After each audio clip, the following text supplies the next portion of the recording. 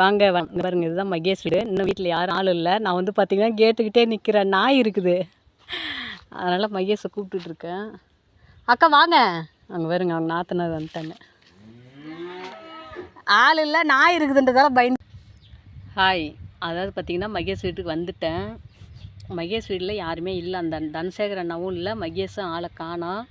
நான் தான் வீடியோ எடுத்துகிட்டு இருக்கும்போதே அவங்க நாத்தனார் குறுக்க வந்தாங்களா, கேட்டேன். இல்லைம்மா காட்டுக்குள்ளேயே இருப்பாங்க அப்படின்னு சொல்லி, காட்டுக்குள்ளே அந்த லாஸ்ட் வரலையும் ஓடை இருக்குது. அதில் உங்களுக்கு வீடியோ எடுத்து போடுற மாதிரிங்க ஓடை.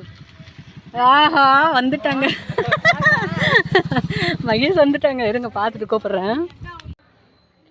ஹாய் வாங்கப்பா.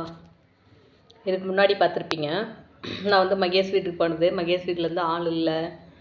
அப்புறம் பார்த்திங்கன்னா கொஞ்ச நேரம் பேசிகிட்டு இருக்கும்போது மகேஷ் வந்துட்டாங்கன்னு அவ்வளோ ஒரு ஹாப்பியாக சிரிச்சிட்டு போனேன். அங்கே போனதுக்கப்புறம் போயிட்டு நல்லா விசாரிச்சிட்டோம். நீங்கள் நல்லா இருக்கீங்களா, நான் நல்லா இருக்கேன்னு கேட்டுட்டு பசங்களை பற்றி கேட்டேன். எனக்கு மெயின் வந்து பசங்க தான். ஏன் அப்படின்னா, என்னோடய பஸ் ஸ்டூடெண்ட்டு 2 பேருமே,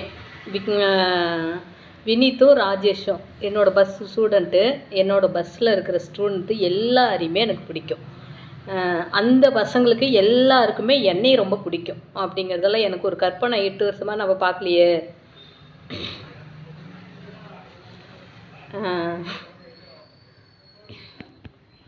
இப்போ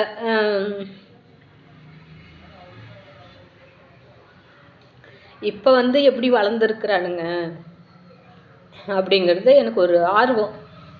நான் மெயின் வந்து மகேஷ் வீட்டில் இருக்கிறவங்கள எல்லாரையுமே நினச்சது உண்மை. ஆனால் அதை விட அதிகமாக வந்து பசங்க இப்போ எப்படி எந்த ஸ்டேஜில் வளர்ந்துருக்குறானுங்க, காலேஜ் படிக்கிறானுங்களா, என்ன பண்ணுறாங்கன்னு தெரியல. நான் வந்து கற்பனை பண்ணிட்டு வந்தேன். நல்லா பெரிய பையனுலாம் இருப்பானுங்க. வினீத் வந்து கொஞ்சம் கூலையாக தான் இருப்பான். ராஜேஷ் நல்லா வெட வெடன்னு உயரமாக கொஞ்சம் மெலிசாக இருக்கிறதுல மேலே இருப்பான். வினீத்து மெலிசாக தான் இருப்பான், ஆனால் கொஞ்சம் கூலையாக இருக்கிற மாதிரியே தெரியும். அவனை ஆளை பார்க்கறதுக்கு கொஞ்சம் கருப்பாக இருப்பான். ராஜேஷ் நல்லா கொஞ்சம் கலராக இருப்பான். சரி, வினீத் எப்படி இருக்கிறான்? அவங்க அப்பா ஜாடை வினீத்து, ராஜேஷ் வந்து அவங்க அம்மா ஜாடை, மகேஷ் ஜாடையில் இருப்பான். எனக்கு ஒரு கற்பனை. எனக்கு தான் சொன்ன பாருங்கள், நைட்டு வந்து அவ்வளோ ஒரு ஹாப்பியாக சொன்ன பாருங்க. அதில் சந்தோஷம் என்னென்னா, எனக்கு பசங்க எப்படி இருக்கிறானுங்க, எப்படி வளர்ந்துருக்குறானுங்க, எவ்வளோ உயரம் வளர்ந்துருப்பானுங்க, இப்போ என்ன படிக்கிறானுங்க, நல்லா படிக்கிறானுங்களா இல்லையா.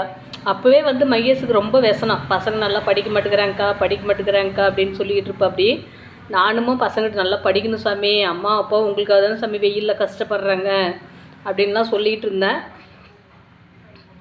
போயிட்டு பசங்களை போயிட்டு அப்புறம் நான் கேட்டேன், பசங்க என்ன படிக்கிறாங்க மகேஷ், பசங்க எங்கே அப்படின்னு சொல்லி கேட்டேன்.